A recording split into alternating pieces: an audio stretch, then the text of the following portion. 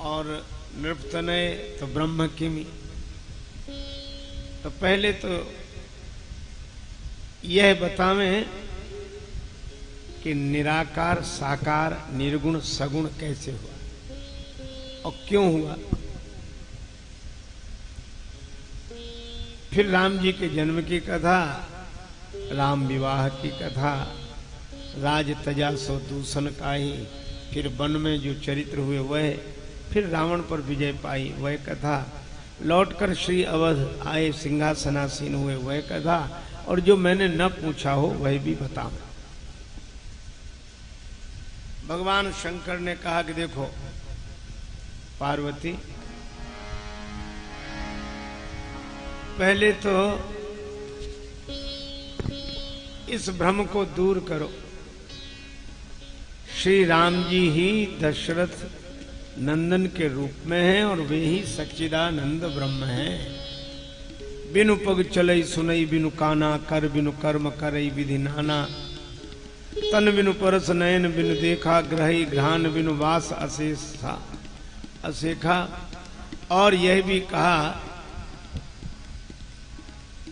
आनन रहित सकल रस भोगी, बिनु बानी बक्ता बड़ जोगी, जेहि इमि गावई वेद बुध, जाहि धरहि मुनि ध्यान, सोई दशरथ सुत भगत हित, कौशलपति भगवान।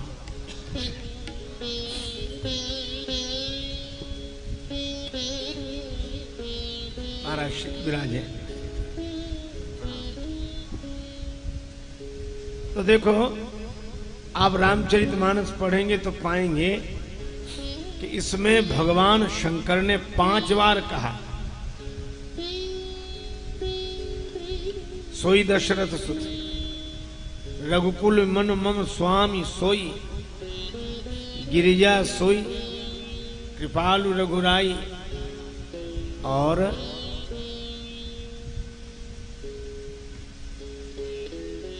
जगह जगह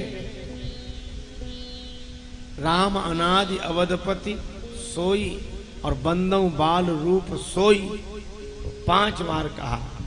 क्यों? क्योंकि भगवान शंकर पंचानन है, 5 मुखों से बोल पड़े। और शिव जी की बात सत्य ही नहीं परम सत्य है, क्योंकि कोई गंगा जल का पात्र हाथ में लेकर अपनी बात कहे तो लोग कहते हैं इनकी बात सही है, क्योंकि यह गंगा जी की सौगंध कर रहे हैं, गंगा जल ही हाथ में लिए हैं। और शंकर भगवान तो जब बोलते हैं तो गंगा जी को सिरोधार्य करके ही बोलते हैं। तो इसलिए पहली बात तो यह है कि श्री राम जी सच्चिदानंद ब्रह्म है, वह उनका स्वरूप है, और श्री दशरथ नंदन के रूप में प्रकट हुए, यह उनका रूप है। तो रूप का दर्शन करें, रूप की भक्ति करें और स्वरूप का चिंतन करें। अच्छा, निराकार साकार, बड़ा सुंदर सहज उत्तर दिया। जैसे जल है, जल का कोई आकार नहीं, ये नीर आकार निराकार है।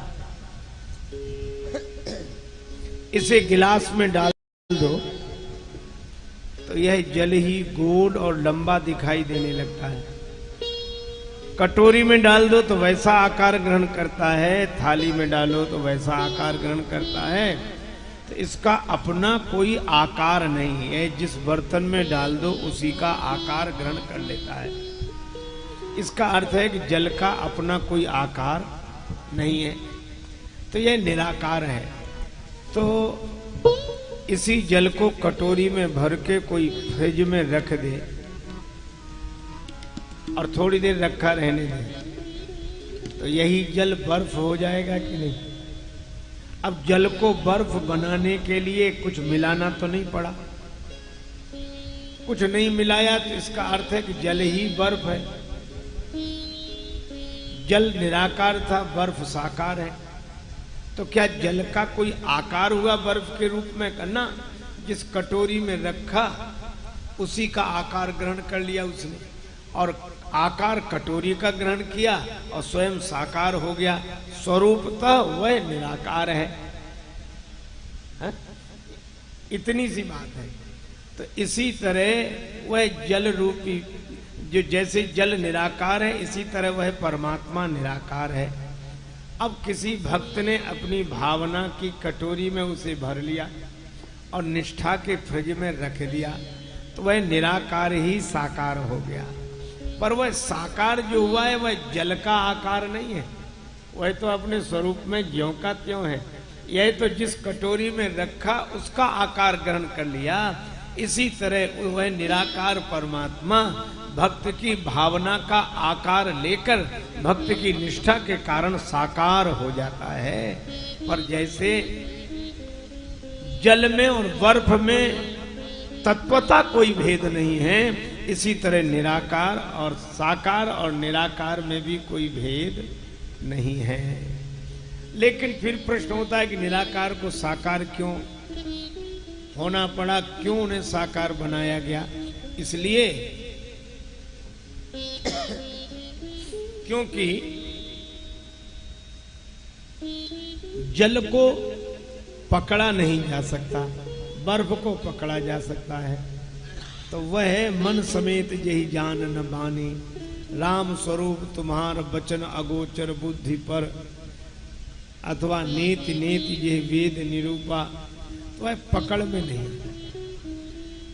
तो रूप रेख गुण जाति जुगुति बिनु निरालंब कित धावे।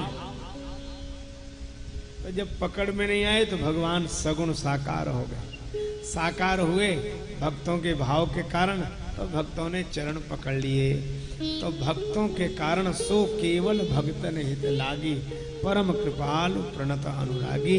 इसलिए वे निराकार से साकार हुए भक्तों के प्रेम के कारण।